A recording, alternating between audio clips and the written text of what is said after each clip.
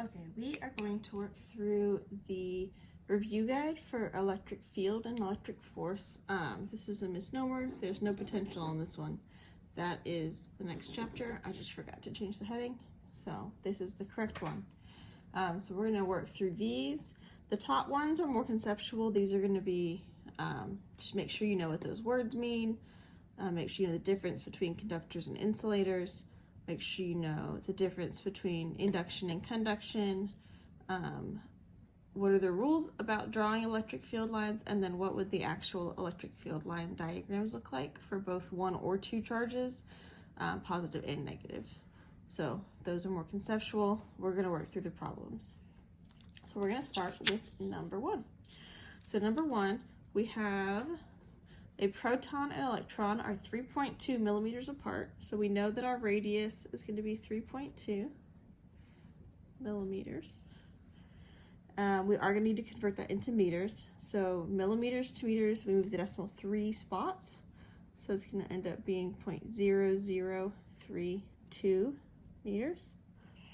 And the proton and electron, we have some things about them up here. So if we're trying to find electric force, what we care about is their charge.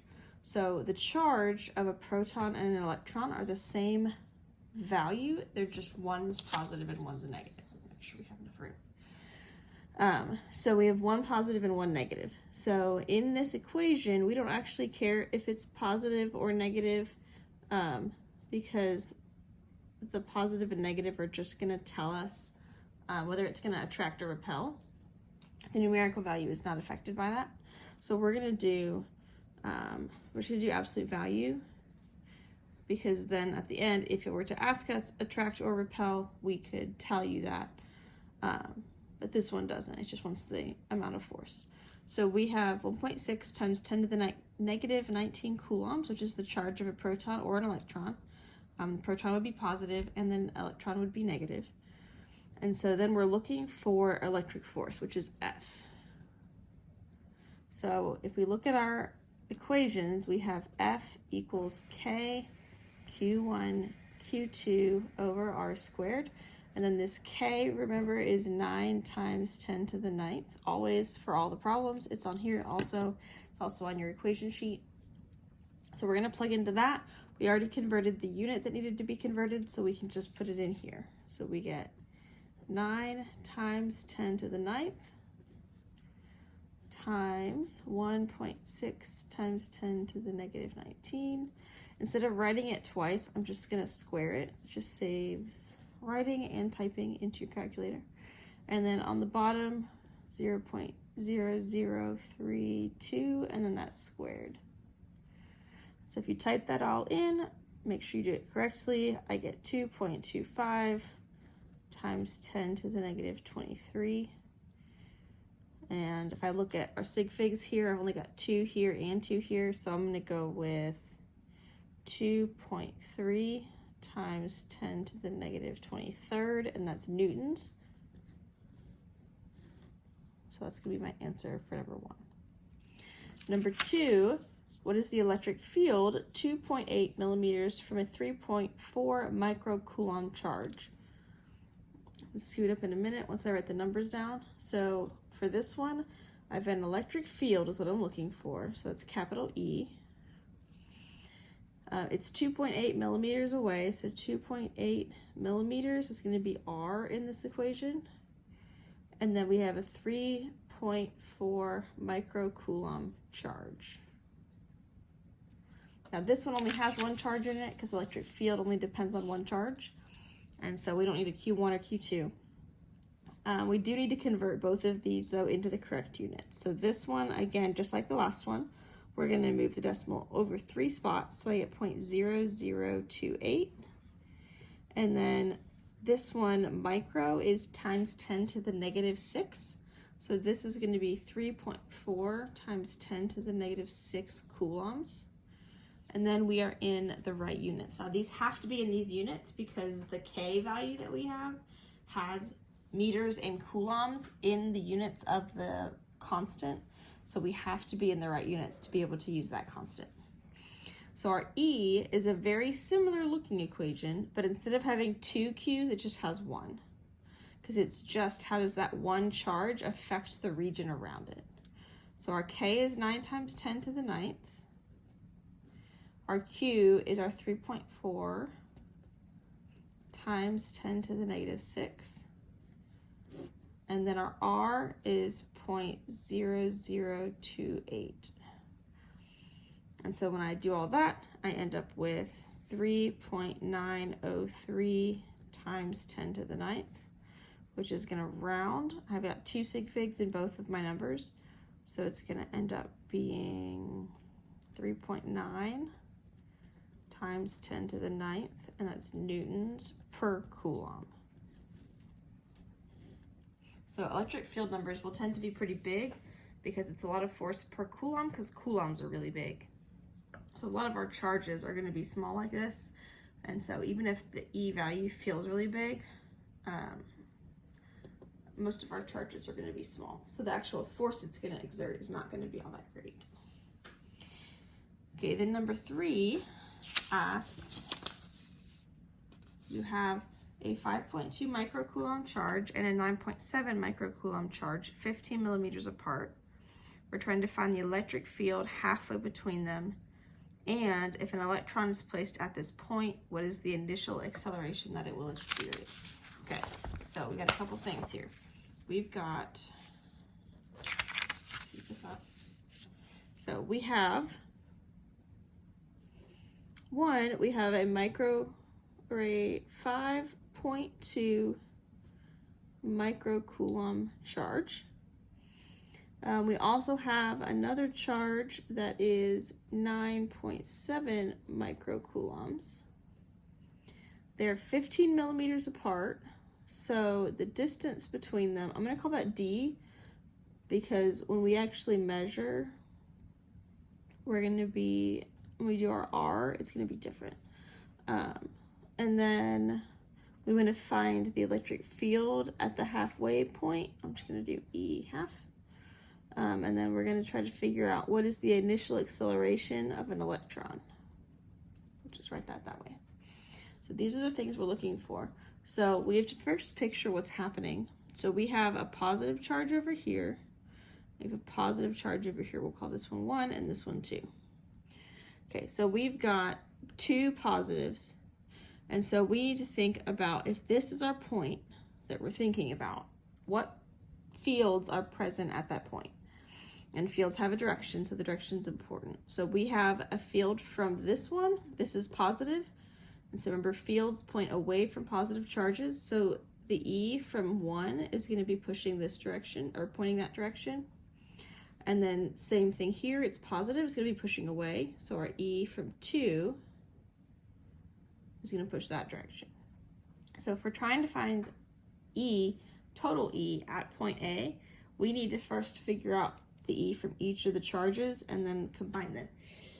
Excuse me. So I know that the net electric field is going to be E1 minus E2. Now, I don't know which one's going to be stronger. I just picked right as positive like we usually do. And so if we end up with a negative, it just means that E2 is going to be stronger. And so the net field will be pointing in that direction. So we have 2 different times we're going to do this equation with different numbers. Now, because it's halfway in between, the R we're going to use for both sides is going to be half of this, which is 7.5 millimeters. So we do need to convert that, which is going to be 0.0075 meters. And then these are both in microcoulombs, so we need to convert those as well. So 5.2 times 10 to the negative 6 and 9.7 times 10 to the negative 6. So each of those is going to have a KQ1 over R squared minus KQ2 over R squared. They are the same R. They wouldn't have to be. You could ask for it like a third of the way over, and then the R's would be different. In this case, the R's are the same. If you really wanted to, you could factor out your K and your R squared, pull them out, and then do some parentheses here. I'm just going to plug them in this way, because I know some people are going to find E1, find E2, and then subtract them instead of doing all of it in one step. So we're going to have 9 times 10 to the 9th for this K, and then this Q, which is 5.2 times 10 to the negative 6, divided by R, which is our 0.0075, so 0.0075, and that's going to be squared. So that's this one, minus 9 times 10 to the 9th. And then this one is the 9.7. And same R, so 0.0075. So if I do the math on these, I end up with what looks like 7, sorry, I'm trying to find the right number, 7.2 times 10 to the 8th newtons per coulomb. And it's negative, which means that the actual total electric field will be pointing to the left. So you could put a negative, or you could just say like to the left, something like that, to show which direction it's going to be pointing. And then the second thing is it asked what the acceleration was. Now, acceleration, we know, gets tied into things like this through force. So we know we have an equation for force, which is Q times E. And we know that F equals ma, and so we can set this equal to ma. So if we're looking for acceleration, we can do Q, which this is an electron now. So this is the charge of an electron, because it says how much will an electron be accelerated in that location. The E doesn't depend on the electron, it's what we already found. So we're going to use this number here, and then it'll find us our acceleration. So we just divide the m over. So acceleration is going to be Q, which is 1.6 times 10 to the negative 19. That's the same one we used in the first problem. Times E, which is going to be 7.2 times 10 to the 8th. Divided by m, and that's the mass of an electron. That's on the table on the very top of your paper, of your review guide, which is 9.11 times 10 to the negative 31st, which is very tiny.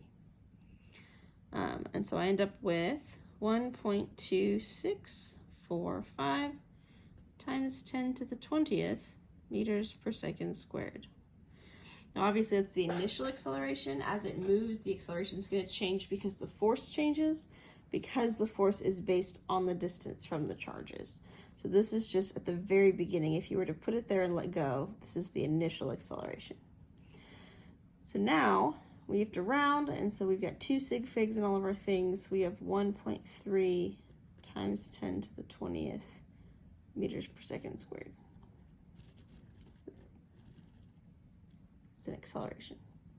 Okay, so that's number 3. Let's do number 4. So number 4, pull it down.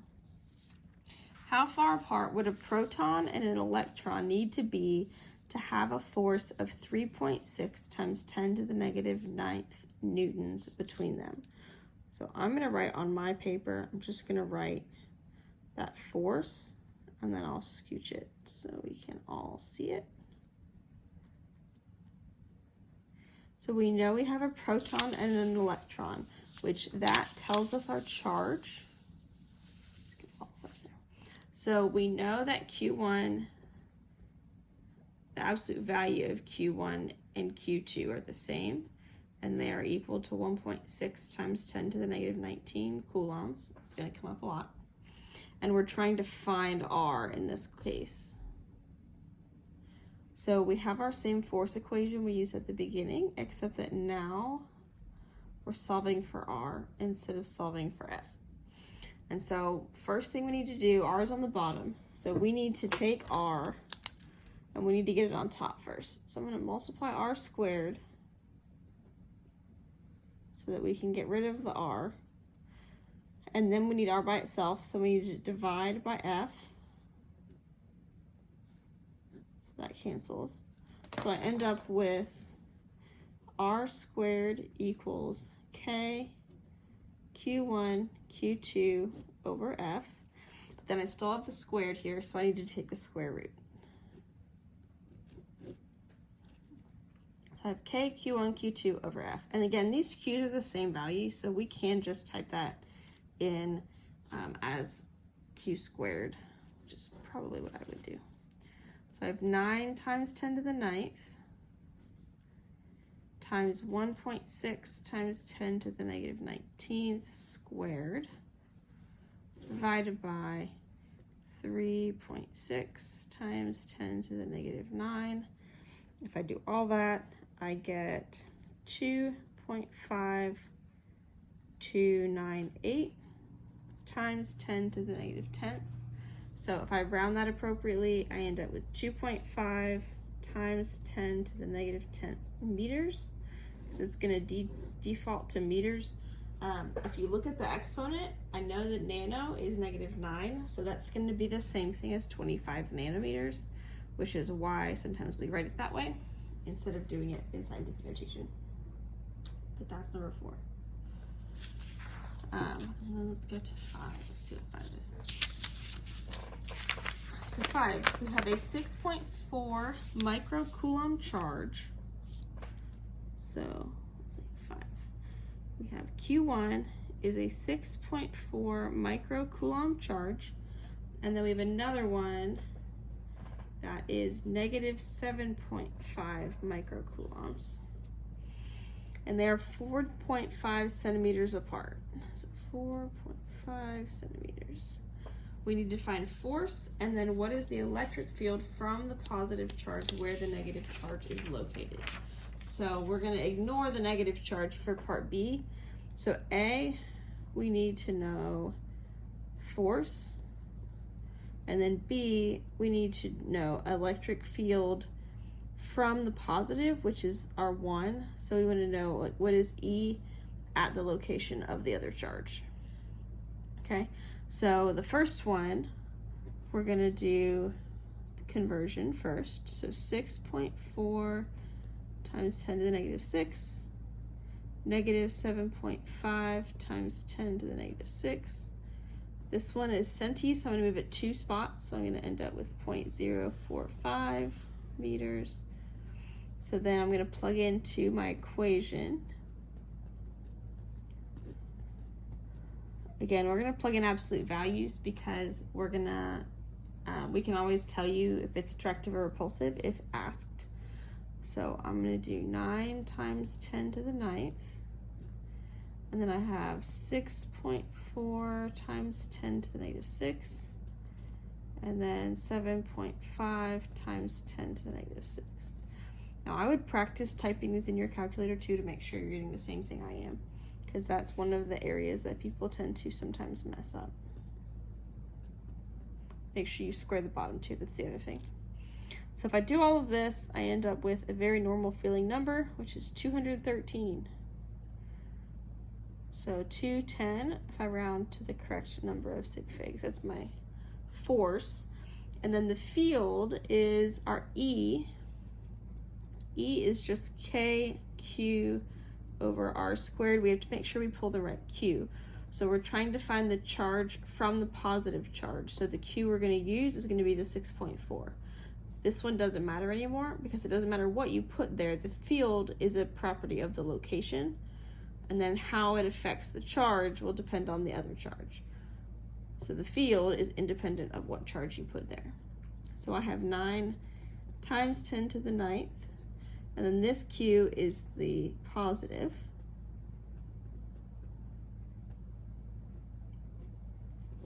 Divided by 0.045. If I do that, I get a big number, 28, and a lot of 4s.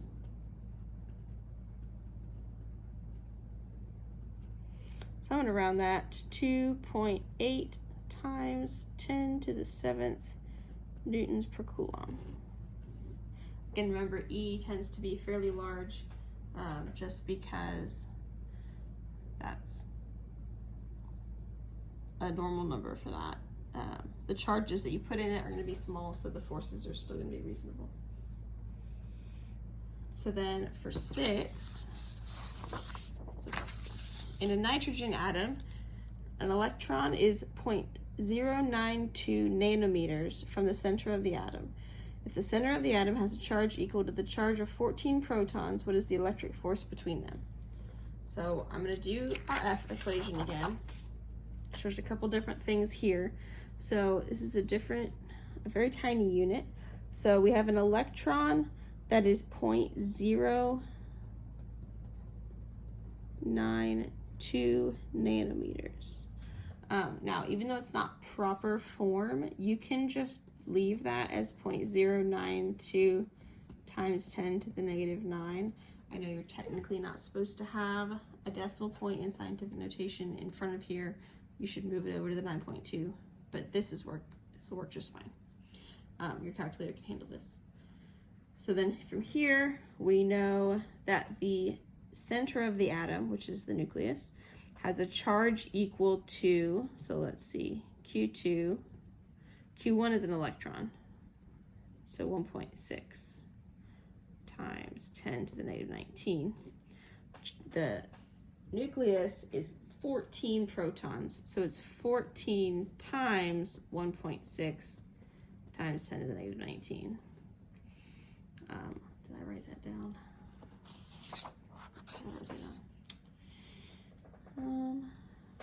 Yes, I did. So this is 2.24 times 10 to the negative 18 coulombs. So I'm going to again plug this into F. So our force equation is K Q1 Q2 over R squared. So 9 times 10 to the 9th. 1.6 times 10 to the negative 19. Excuse me.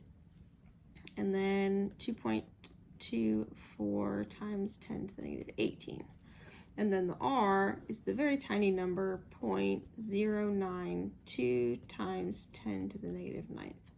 And that is squared, so make sure you square that. Let's see. So, and then keep in mind, looking at the exponents will kind of help you if you're in the right direction. So when you get to the end, kind of look at what the exponents should end up being in the answer and make sure you're in the right ballpark. Because if you mess up by putting them on top and they should be on bottom or vice versa, you're usually going to end up being really, really far off. So when I get this, I got 3.81096 times 10 to the negative 7. And then I'm going to round that for sig figs. So I've got 2 sig figs in this, so 3.8 times 10 to the negative 7. And that is a force, so that is newtons.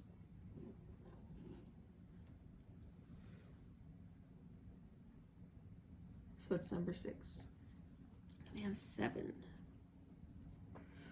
So 7 says, find the electric field at the midpoint between a 7.5 millicoulomb charge and a negative 9.4 millicoulomb charge that are 56 centimeters apart.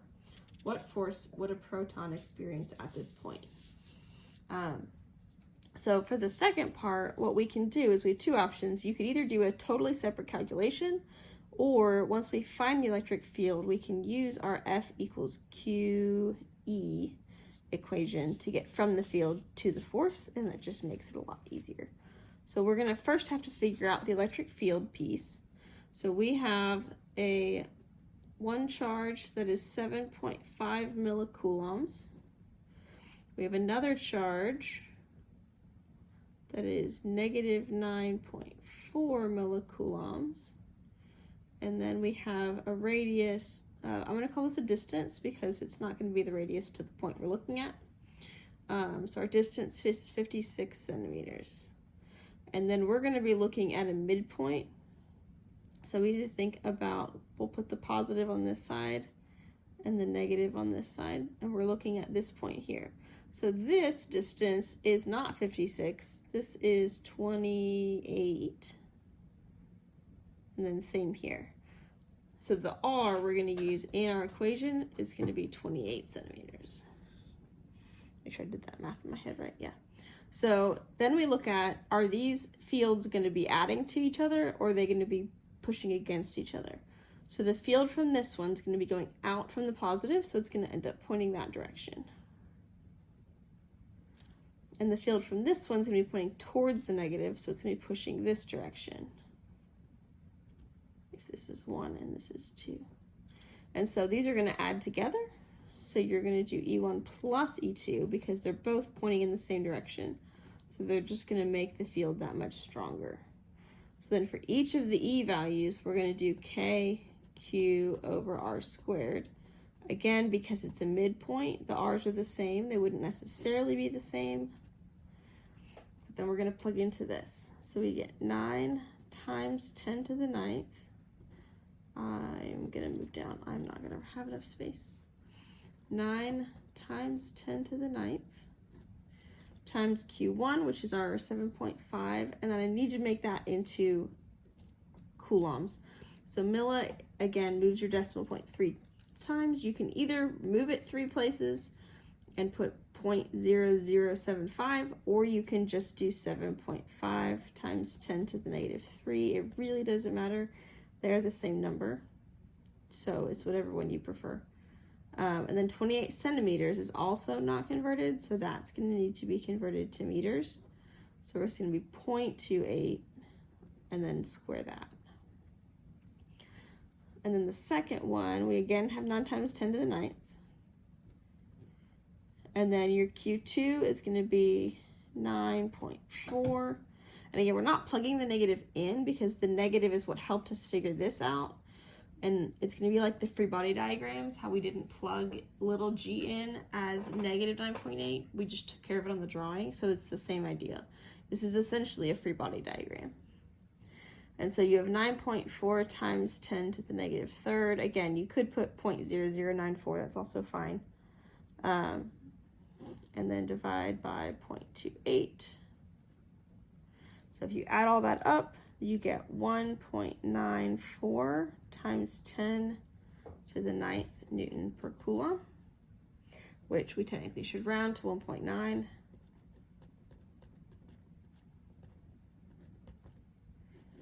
And then the second part asks, what force would a proton experience at that point? So if we have a force, if we have a field, we can use F equals QE, where Q is the charge we're putting in that field, which in this case is a proton. And so this is going to be 1.6 times 10 to the negative 19. Again, that's your constant. And then this E is this number here. So 1.94 times 10 to the 9th. So I multiply that. I technically, when I did this, I did 1.9 instead of 1.94. So the answer I have here is for 1.9. So 3.1 times 10 to the negative 10th newtons is the force that a proton would experience, which doesn't feel like very much, but remember that the mass of a proton is times 10 to the negative 27 kilograms, so it doesn't take a lot of force to actually affect the proton a lot. Now, 9 and 10 are a little bit of a different question. So let's look at those real quick. So 8 is not looking for an actual number answer. It's looking as like, is it going to increase or decrease or double or quadruple or be half as large? So 8, what happens to the electric force as you move it closer to the other charge? So K, Q, Q over R squared. Look at our equation. If we are getting closer, that means that R is getting smaller, it's decreasing. If the bottom of a fraction gets smaller, that means the total number gets bigger. And if you ever blank on that and you're like, I don't remember which way it goes, think about the numbers that you know, like 2, 3, 4. If the number on the bottom gets bigger, then we know this value is smaller. If the number on the bottom gets smaller, then the value gets bigger. So if you ever get to one of these and you can't remember, you don't want to like mess it up. I always think of fractions that are really simple that I actually know which one's bigger. So that can be helpful. But if you bring the bottom of a fraction down, you bring the total force up, so it's going to increase. And then 9, there you go, lost my place. If you cut the distance between the two charges in half, what happens to the force between them? So number 8 was just saying you're decreasing it, but it doesn't say how much, and so we can't give an answer with a number in it. Number 9 says you make the distance half as large, which means we can actually tell you what happens to this. So if I take F equals K Q1 Q2 over R squared, and I replace the R with 1/2 R. I need to see how does that affect the overall answer. Well, I have 1/2 squared, which is 1/4.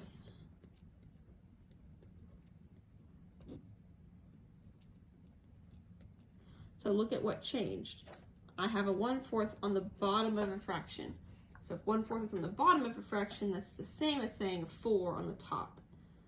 And so basically I can just like multiply by 4. So instead of writing it this way, I can write it like this way. And then I know I got 4 times as big. So 4 times as large. And then we have one more problem left. It's not too bad. So number 10, if the electric field at a location is, let's write it down, this is 10, is 6.8 times 10 to the 6th newtons per coulomb, what force would an electron, which is Q is 1.6 times 10 to the negative 19 coulombs, experience? So we're looking for force. We have E and we have Q, so we can do the shorter version of the equation, which is this one. So we just plug in our Q and our E, so we get 1.6 times 10 to the negative 19 times E, which is this number here, so 6.8 times 10 to the 6th. Multiply those and we get 1.088 times 10 to the negative 12th. So rounding, I get 1.1 times 10 to the negative 12th, and then that's going to be in newtons because it asked for force. That is my answer. So that is our electric field and force review guide. So the answer key is also posted if you just want to look at that at some point. But there you go.